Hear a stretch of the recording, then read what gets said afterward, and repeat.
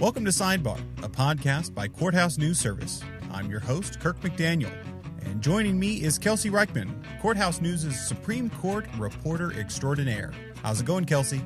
Hey, Kirk. Wonderful to hear from you all the way down there in Texas. Although, as distant as Texas is geographically, it never really seems that far from the Supreme Court. Yeah, our lawmakers here like to speak loudly, and they tend to speak even louder when we have a Democrat in the White House. Being a leader in national policy discussions is sort of our specialty here in the Lone Star State, but nice thing is there's never a dull moment. Texas has been able to dictate federal discrimination guidance for transgender employees and commandeer the Biden administration's immigration policies. There was also that time a judge tried to limit abortion access nationwide. I assume there must be some sort of a connection between this and what we're going to be discussing today. You're catching on. All those rulings have one thing in common: Judge Matthew Kacsmaryk. And that's not a coincidence. In the past few years, there's been an explosion of nationwide injunctions coming from single judge divisions. And those judges were handpicked by the people filing these lawsuits. That name does ring a bell. So this is a Texas-specific issue? No, judge shopping happens nationwide. Texas is, of course, a special case, but we'll get there. First, we have to set the scene for how it's possible to pick your judge. The federal court system is organized by geography. There are 94 district courts across the U.S., and in theory, each district hears lawsuits that connect to their location. So if I wanted to sue someone in federal court, I'd have to file in a district where I'm located? Is that right? That's the idea. However, there's been some manipulation of this rule, known as forum shopping. Your lawsuit would have to be filed where you live or a place relevant to the complaint. Big companies that have multiple offices get more flexibility on where to file. Brooke Gottberg, a law professor at Brigham Young University, explained to me how this works when a company files for bankruptcy. The venue statute in the bankruptcy area is very permissive when it comes to filing location. So you can file in the place where your company is incorporated.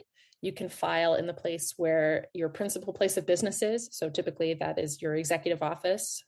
You could also file where you have the majority of your assets.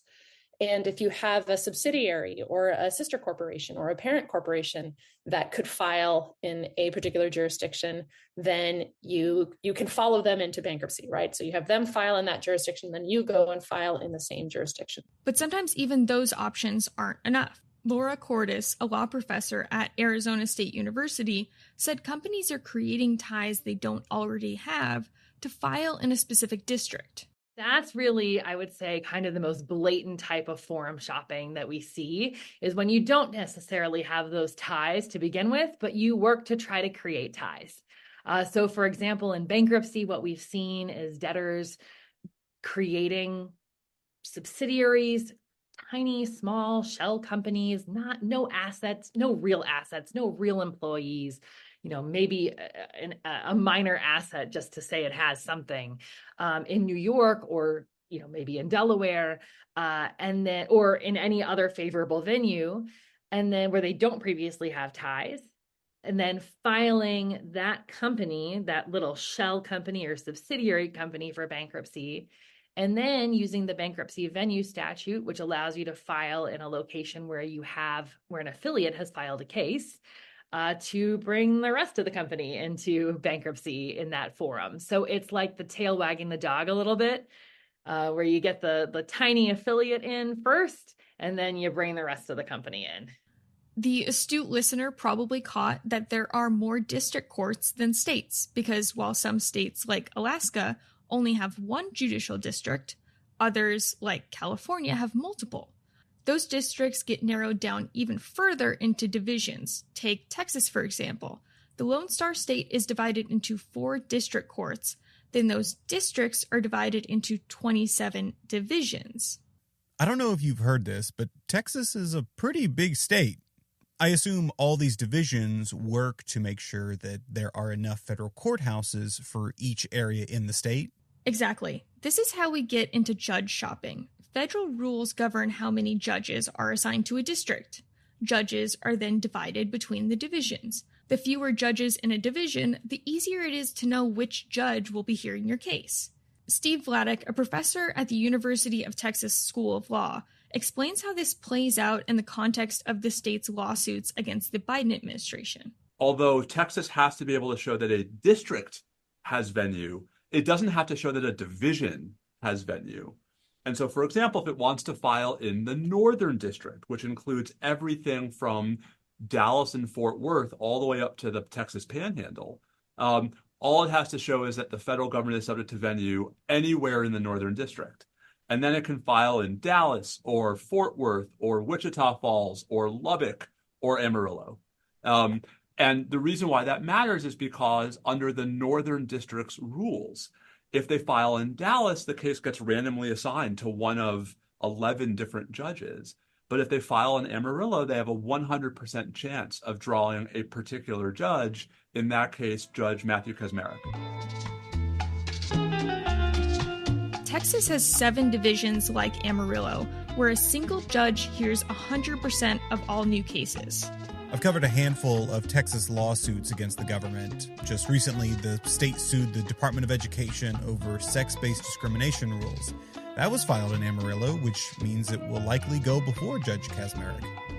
Kacsmaryk actually brought a lot of national attention to judge shopping when he ruled in a challenge to mifepristone. An advocacy group for conservative doctors filed a lawsuit claiming that the FDA's decades-old approval of mifepristone should be revoked because the medication was unsafe.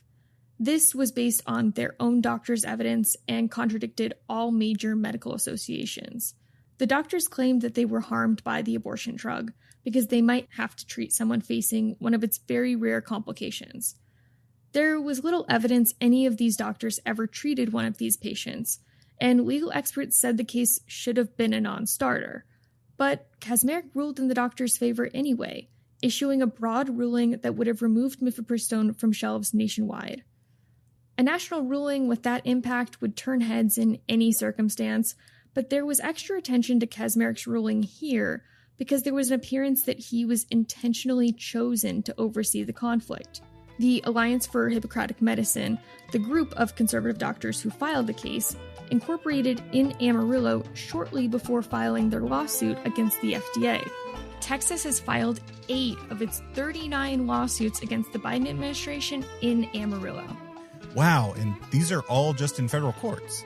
Yes, Steve Vladeck has tracked all 39 of these cases and found that 4 additional cases were filed in Galveston, giving them a 100% chance that they'll be heard by Judge Jeffrey Vincent Brown. And 8 more were filed in Victoria, where there was a 100% chance they'd be heard by Judge Drew Tipton. Tipton was recently moved to the Houston division, and Victoria is no longer a single judge division.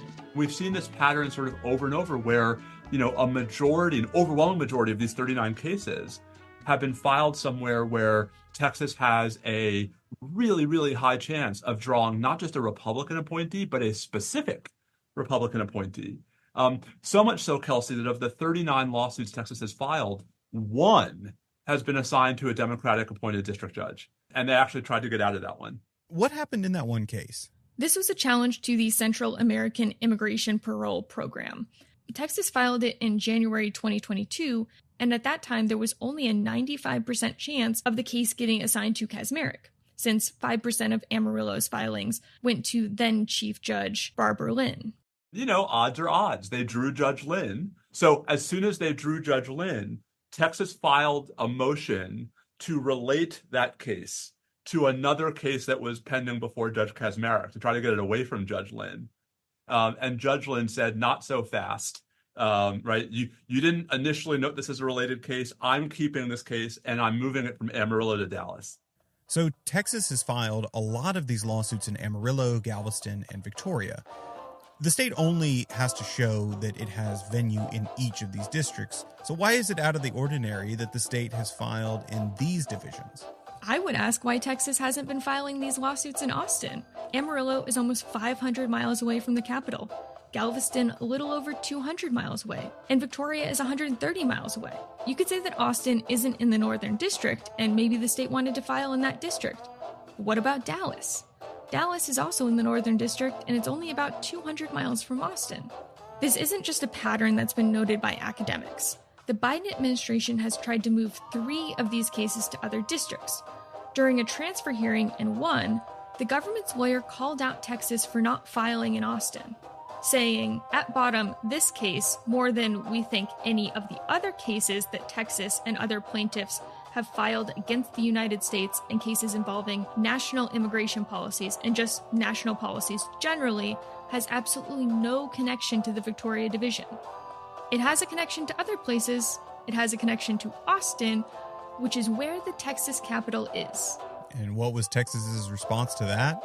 The state's lawyer said that the Biden administration was concerned with how the Texas Attorney General was bringing his suit, but if the people of Texas were concerned, they could vote him out.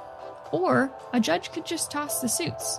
The Biden administration's transfer motions were denied, and Judge Drew Tipton, the previous Victoria judge who transferred to Houston, took real offense to the DOJ's suggestion that the cases needed to be transferred because he was not impartial. They were personally offended, if anything, by the motions to transfer. And I guess, Kelsey, what I find striking about that is it really, I think, misses what the objection is. The objection is not that these judges are somehow, not acting in good faith or not discharging their duties as best as they can. The objection is that the appearance is that the plaintiffs are taking advantage of the ability to draw these judges. And indeed, Kelsey, Texas has admitted on the record that they file these lawsuits where they file them to draw these judges. And so, I think 2 things can be true. You can think that these judges are, faithful, principled federal judges with all the integrity in the world, and still think that it looks bad when a frequent litigant like Texas keeps steering these kinds of lawsuits to them and nobody else. Okay, Kelsey, I think this has been enough messing with Texas. Best to quit while you're ahead.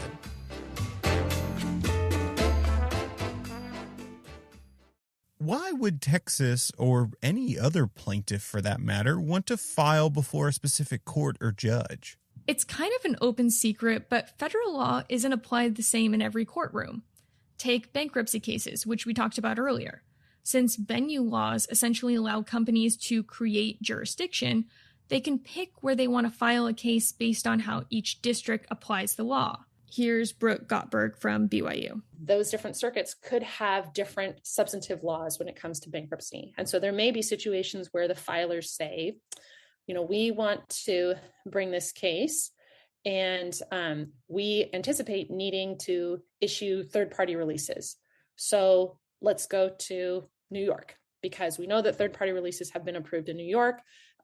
It's not so clear that they are approved in the Southern District of Texas. And, maybe it's less clear in Delaware as well. Okay, so that could be one situation. For example, Purdue Pharma was deliberately filed in Southern District of New York, in part to take advantage of that law. And that's it. That's before the Supreme Court right now. OxyContin maker Purdue Pharma has been widely blamed for creating the opioid epidemic that has killed over 700,000 Americans, 300,000 of which died from prescription overdoses. Led by the Sackler family, Purdue marketed OxyContin to patients without regard for addiction concerns. And when Purdue's role in the epidemic began to emerge, the Sacklers moved over $10 billion of the company's profits into trust and holding companies and what the government says was a milking scheme to shield profits. The company says that 40% of these funds make up mandatory taxes. In 2019, Purdue faced thousands of lawsuits amounting to trillions of dollars. So Purdue filed for Chapter 11 bankruptcy. And you recently covered the Purdue case at the Supreme Court, right? Yes, the question before the justices has to do with non-consensual third-party releases for non-debtors. In the context of Purdue's case, this kind of release would give the Sackler family, who are non-debtors because only the company filed for bankruptcy, an immunity shield from future lawsuits. Purdue has agreed to a $6 billion settlement with a whole host of parties from Native American tribes to states and cities to individuals harmed by the opioid epidemic, and these groups support the settlement, arguing that it would provide desperately needed assistance for victims. The Sacklers contributed $4.5 billion to the settlement, but they don't want to face additional liability which is why they want to secure the third-party releases. Purdue is based in Connecticut, but that's not where it filed for bankruptcy. The company used a small subsidiary to file for Chapter 11 bankruptcy in the White Plains Division of New York. Here's Laura Cordes from Arizona State University. They're a Connecticut-based company. They had, I think, some small subsidiaries based in New York, but not a lot of connections to White Plains. But they filed in White Plains, and they filed their subsidiaries in White Plains, knowing that they would get a particular judge. And in fact, they knew they would get this particular judge because when they filed for bankruptcy, they put the judge's name on the caption. Judge Robert Drain ruled in favor of third-party releases in prior cases, so Purdue filed in this division with the assumption that Drain would do so again. And he did. The rise of third-party releases is directly connected to court shopping. The insulation and roofing company Johns Manville set this line of cases in motion. If this sounds familiar, it's because the company was a leading manufacturer of asbestos-related products. Johns Manville found out about asbestos's connection to cancer long before the public, and it even suppressed a report confirming these filings. But of course, the cover-ups didn't last forever. Lawsuits over injuries eventually flooded the company. Here's Brooke Gottberg from BYU. There's a long latency period associated with those medical issues. So exposure to asbestos, might not result in cancer for 30, 40 years down the road.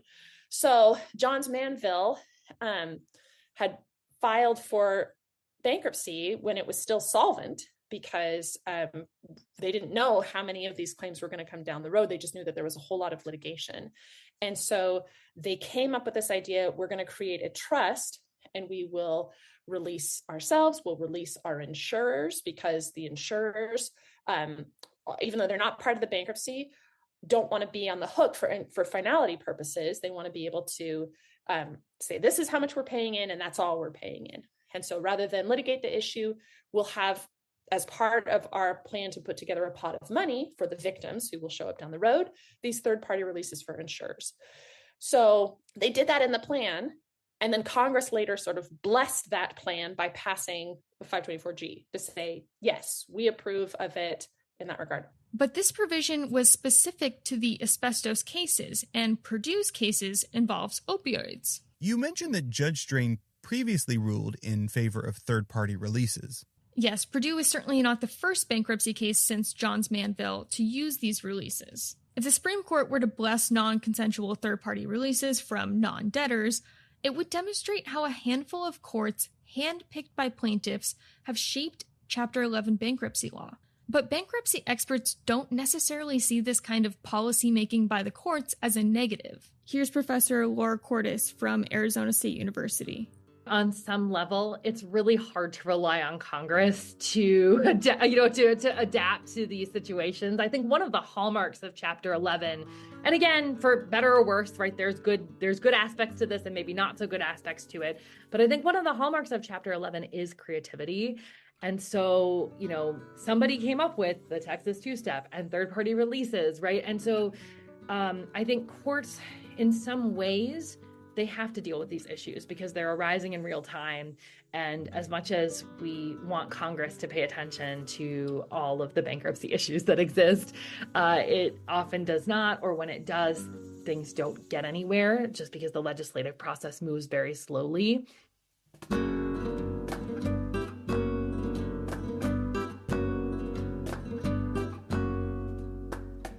Stay with us. We'll be right back. Hi, my name is Megan Butler. I'm a reporter for Courthouse News based in Atlanta, Georgia. Here I've been covering some pretty significant cases going on at the Fulton County Courthouse that have to do with the state's racketeering statute. The most high profile of them being against former President Donald Trump and 18 of his allies for engaging in a conspiracy to overturn his 2020 election defeat to now President Joe Biden. While that trial is anticipated to begin in August, as prosecutors seek to have the trial begin before the presidential election that Trump is running in again, another RICO trial is currently taking over the courthouse where Grammy Award-winning hip-hop artist Young Thug, whose real name is Jeffrey Williams, is on trial for allegedly leading a street gang known as Young Slime Life. The judge has permitted the artist's lyrics to be used as evidence, drawing some criticism from First Amendment advocates who say the music lyrics should be protected free speech. To learn more about my coverage, go to courthousenews.com. Thank you. Kind of seems like everything is working how it's supposed to, right? Congress makes the laws, courts interpret them, and the Supreme Court says if they're right or not. Yes, but it does have to be mentioned that the Supreme Court tried to tamp down on venue shopping a few years back and ended up igniting an infamous case of judge shopping in patent cases. Sorry, Kirk, but we have to go back to Texas for this one. All right, but you're on thin ice. So far, our focus has mainly been on plaintiffs seeking judges or districts that they think will benefit them. But certain judges have worked to cultivate a preference for filing in their courts. Jonas Anderson, a law professor at the University of Utah who specializes in patent law, told me how the Eastern District of Texas became a hotspot for patent law. They wanted to have these patent cases, and the Eastern District of Texas is the prime example I'll use. They're a sleepy, rural, not many cases go to that district.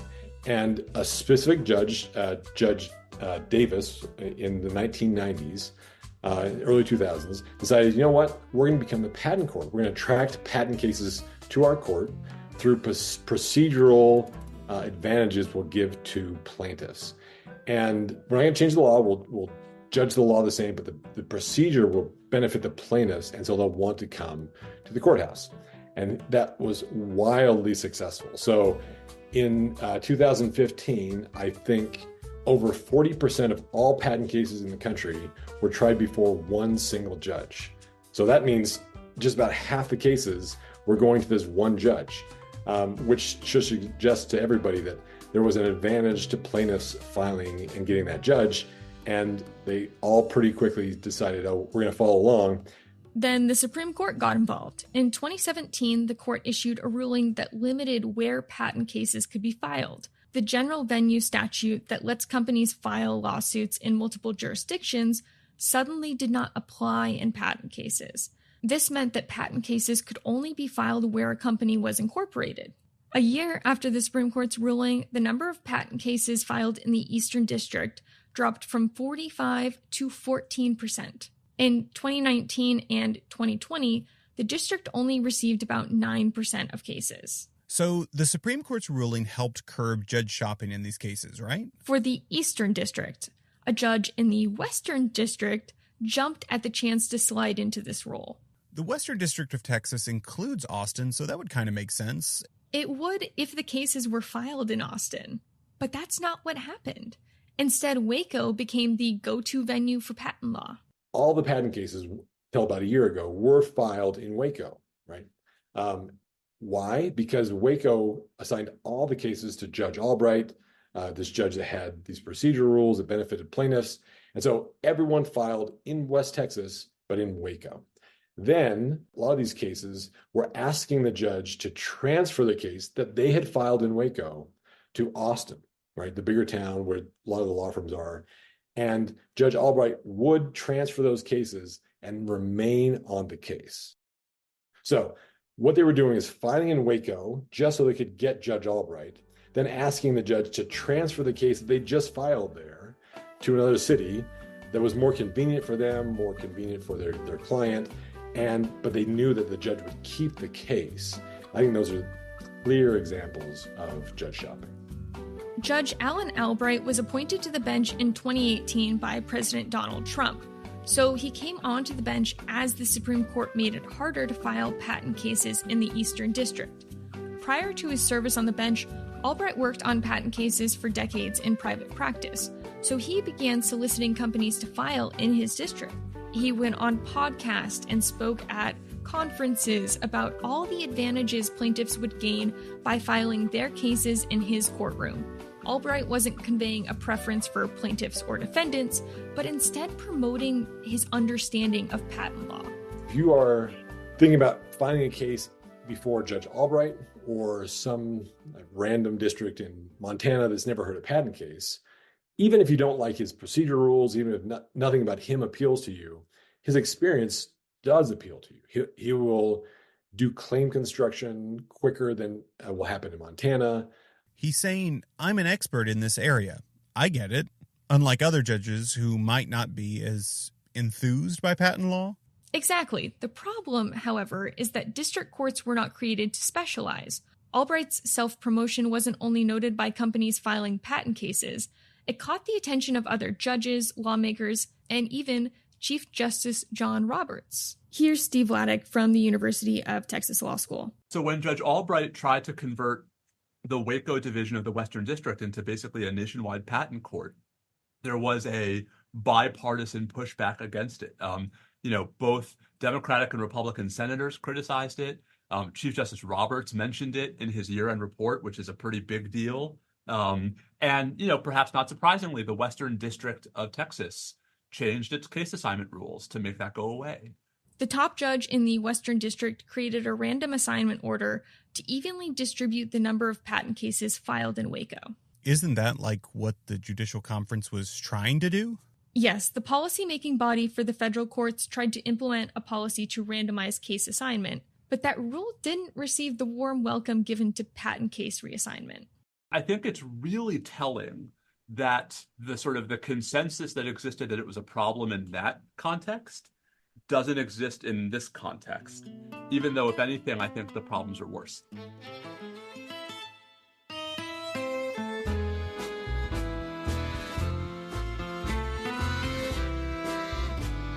In March, the Judicial Conference unveiled its new policy that would require any case that bars or mandates state or federal actions to be randomly assigned in a district-wide selection process. This is how Judge Jeffrey Sutton, Chief Judge of the Sixth Circuit Court of Appeals, explained the rule. This most recent change is not about subject matter anymore. It's about what the claim is trying to do. And if it is trying to enjoin or declare invalid a statewide law, statewide executive order, national law, national executive branch order, national rule, then it applies. So I for what it's worth, I would say that's it's consistent with the aims of some of the changes that were made in the patent arena, but it's to all subject matter.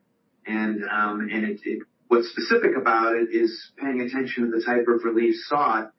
And I guess what I think is an elegant solution here is the current issue relates to nationwide injunctions or statewide injunctions. So when it comes to those claims, it's a little hard to say you need one division of one state to handle it, since by definition it extends at a minimum throughout the state, possibly to the whole country. While Sutton didn't know it at the time, the Judicial Conference's policy would become very controversial.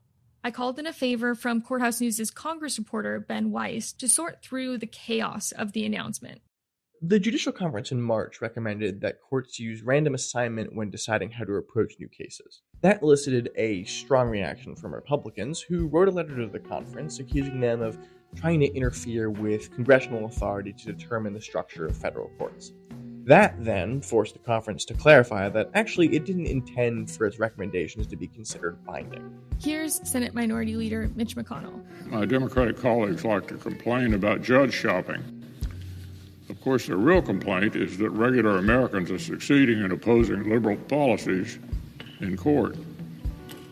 Several Republican-appointed judges even publicly criticized the policy.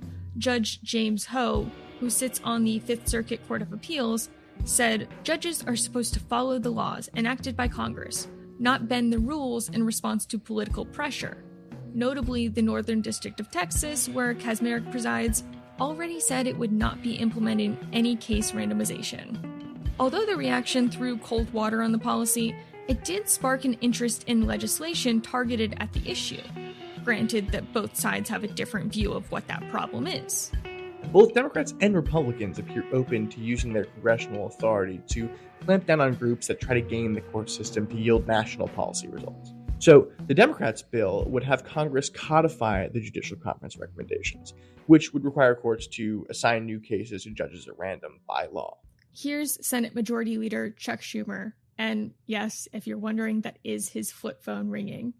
As I've said before, and I will say it again, judge shopping jaundices our legal system like few other abuses do. Picking and choosing a judge to get a predetermined outcome is the definition of unfairness, and Congress should fix this abuse with appropriate legislation. But on the other hand, you have the Republican bill, which ignores the Judicial Conference's recommendations entirely and acts instead to sort of hamstring the concept of a national injunction. The Republican measure would confine a court injunction to the district in which it was decided, and that would restrict the ruling to the parties involved in any future litigation or similar cases in that district. Ben talked to several members of the Senate Judiciary Committee who showed interest in acting on judge shopping, and that's important because any legislation would likely come through the committee. But this Congress's track record hasn't inspired much faith that either one of these solutions is anywhere near becoming law. Some people I spoke to, though, were a little skeptical of these bills. I spoke to the Brookings Institution's Russell Wheeler, who told me that he's not really holding out hope for either of these measures passing this Congress, mainly because of partisanship. The way he put it was, a bill requiring you to eat lunch every day wouldn't pass this Congress. When it comes down to brass tacks and comes time for lawmakers to actually litigate what a judge shopping bill might look like, the jury is still out. The idea of trying to give a case an advantage by filing in a favorable court isn't new, and it's not completely frowned upon. Here's Brooke Gottberg from BYU. Not only can you choose, from the perspective of an attorney, you probably have an obligation to choose. If you're representing your client the best possible, you have to take that into account, recognizing the permissiveness of the venue's statute and the fact that there's different laws. You're going to choose the venue with the law that is best for your client. Experts say judge shopping is being called out as a problem now because of the political polarization that is seeped onto the federal bench. Here's Professor Steve Vladeck from the University of Texas School of Law. Judge shopping is only going to be useful if there's actually real value in being able to pick a specific judge. And so when when a single judge division is staffed by the most median judge in the country, that's not going to be a big deal. You're not going to see a huge effort by litigants to steer their cases to that judge, right? Versus single judge divisions who are staffed by ideological outliers, judges who might not have even been confirmable as recently as 10 years ago.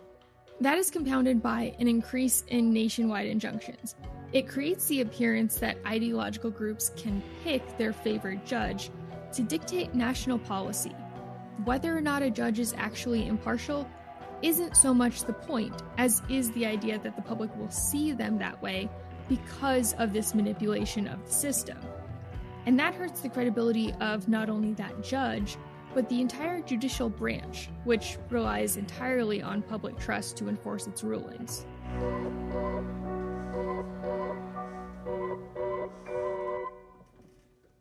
It appears our shopping spree has come to an end. Thank you, Kelsey, for your reporting, and thank you for listening. If you aren't quite ready to leave the courthouse, head on over to courthousenews.com, where you can peruse all the national and international legal news to your heart's desire. And if this episode has got you interested in court venues in a more literal sense, then make sure to tune into our next episode. Join Amanda Pampuro and Hillel Aaron on a tour through the history and ideas that created the modern courthouse. For 3 decades, the government has spent billions to build and renovate 160 federal courthouses. These upgrades represent growing caseloads and changing needs for court staff, but also a renewed thirst for natural light and the need for unprecedented levels of security. This will be a field trip you won't want to miss. See you then.